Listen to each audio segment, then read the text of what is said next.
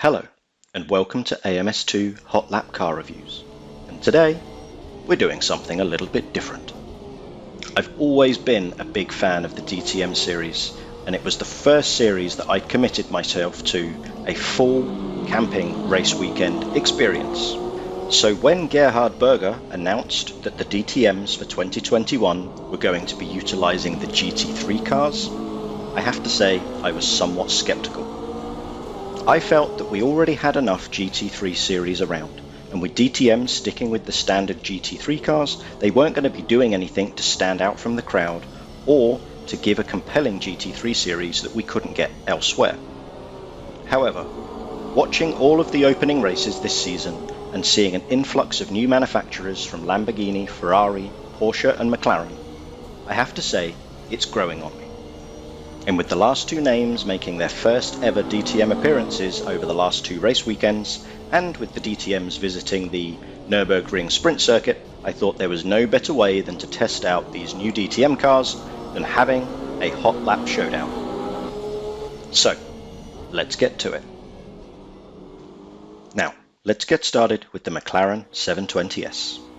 Coming down the home straight, barreling into Hauhachen, the rear end is a little bit light and twitchy under brakes and through the bumps. Turning into the Mercedes arena, the front end is very positive and the rear end stays nice and planted even under power. However, under heavy braking, especially coming down into these S's, you will see that the rear end wants to rotate early and tries to flick the back out. If you want to be pushing this car, you need to be comfortable to have that rear end snapping round during corner entry. Around the Nürburgring sprint circuit, this hairpin always catches me out.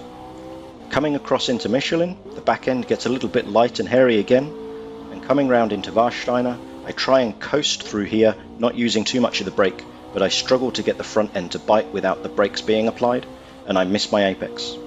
However, the car was able to carry a lot of speed coming onto the back straight, and the rear end was very stable going round the gentle right-hander. Hard on the brakes coming down into the NGK chicane, the back end felt a bit more stable this time, taking curb on both sides of the chicane, but easy traction out even with those extra bumps. Braking gently heading into Coca-Cola, once again not able to get the front end in without the heavy braking, but the car comes out nice and true onto the home straight to be able to power across the line in a time of 1:25.281. Now, let's see what the Porsche 911 GT3 R can do.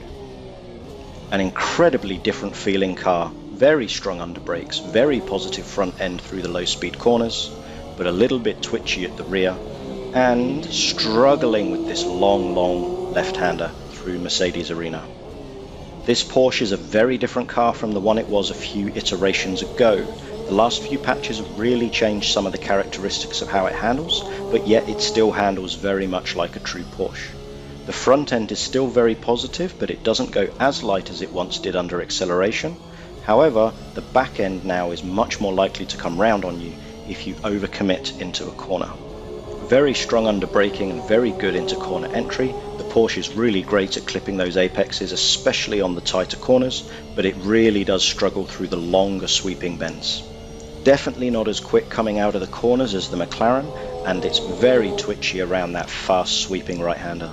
Big strong braking zone. Once again, the brakes of this Porsche really are phenomenal, and I'm able to take the chicane with very little concern for those curbs, which was very difficult to do in the McLaren.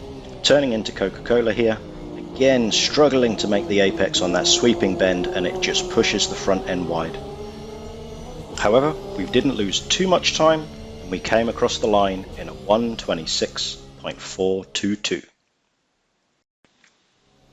Now, let's try and break down how these two compare. These really are two very different handling cars for something in the same class. The Porsche is very dominant under braking and very positive in corner entry, whereas the McLaren is quite twitchy and that back end wants to come round.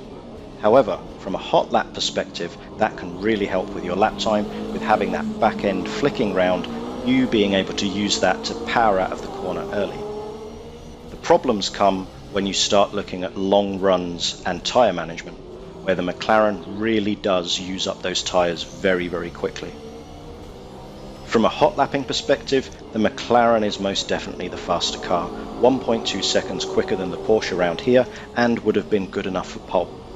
However, the Porsche is by no means slow, and qualifying on 6th, but having a better overall race package with a much better ability to look after your tyres, for me would be my choice. The Porsche has changed a lot over the last few releases, and it's almost unrecognisable from how it was at the beginning of the GT3 release, but I'm incredibly happy with both of these cars and they're incredibly enjoyable to drive.